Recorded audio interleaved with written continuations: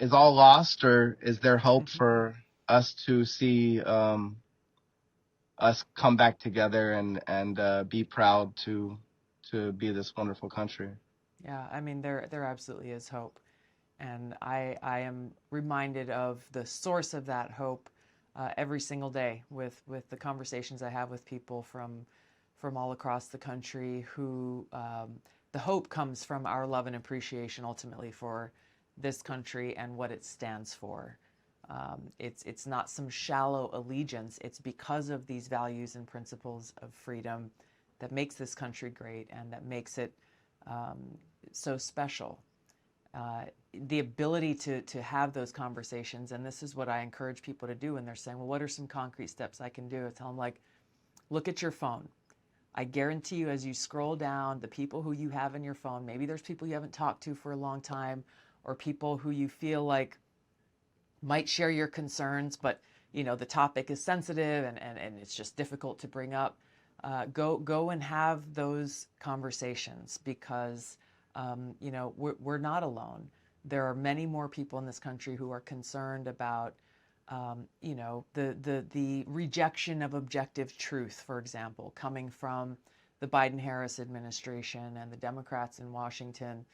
Something as common sense as, yes, there are biological differences between boys and girls. That is a fact. It is a well-established fact. It is objectively true.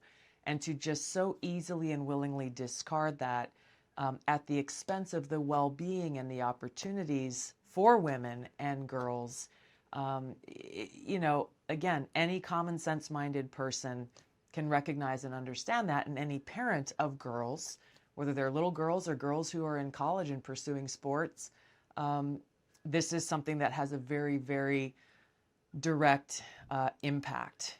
And so, our hope comes from us, again, taking responsibility and recognizing that this only changes if we make it happen. That the people who are making these kinds of decisions that are hurting our kids, that are hurting an entire generation of kids, we have to hold them accountable. Otherwise, we see the insanity we are confronted with today.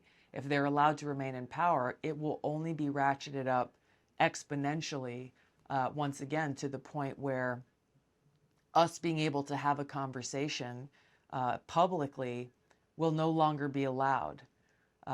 It's the fact that freedom of speech, something that is so fundamental, is actively being attacked by people who claim to be social justice warriors or people who claim to be advocates for equity or equality is mind-boggling to me. I just had a conversation on a podcast yesterday with a guy who was posing the question of saying, well, there is an argument to be made that those who feel historically disenfranchised because of racism or classism or other things, they feel that the entrenched,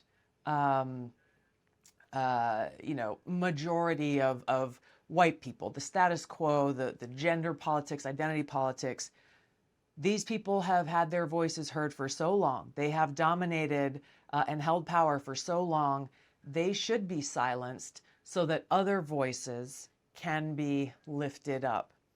And that being an argument for suppressing the voices of a certain class or group of people and not platforming, but amplifying the voices of others in order to create some sense of equity.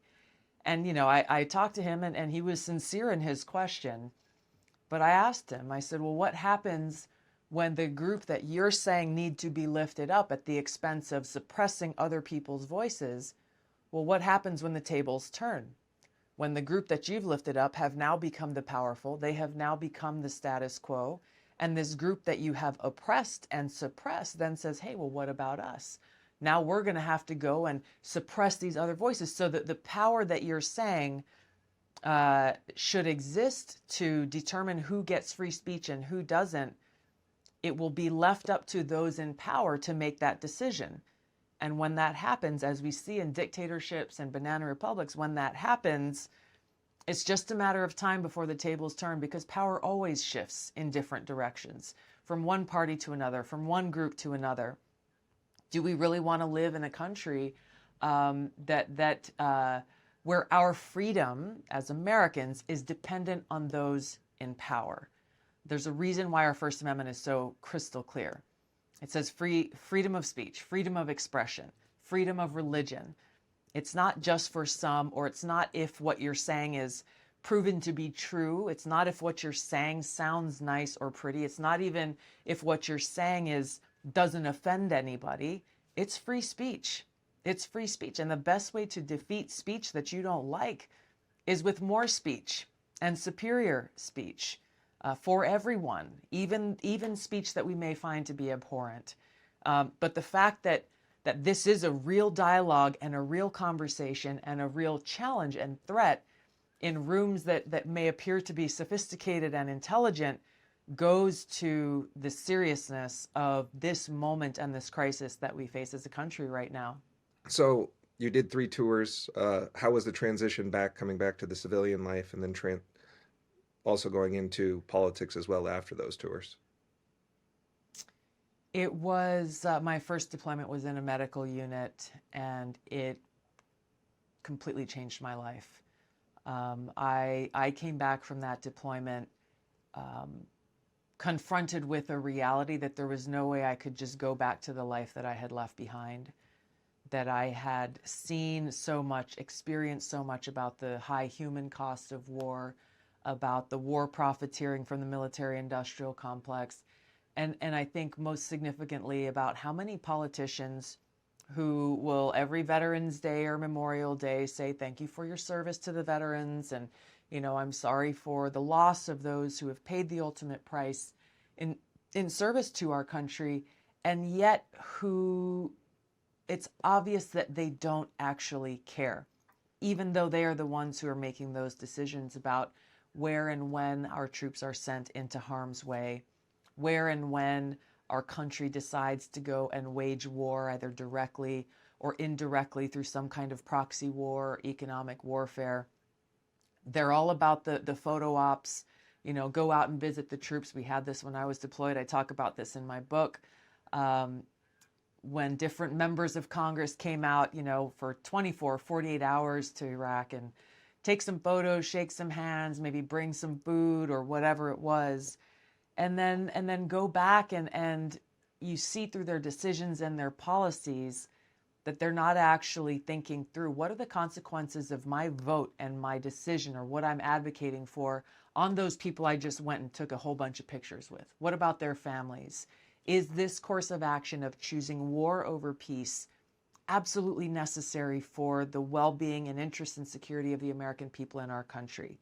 Have we exhausted all other measures of diplomacy, of de-escalation of tensions, of trying to work through differences before resorting to war truly as a last resort? I'm not a pacifist. I'm not an isolationist. I just believe that we've got to build relationships with other countries.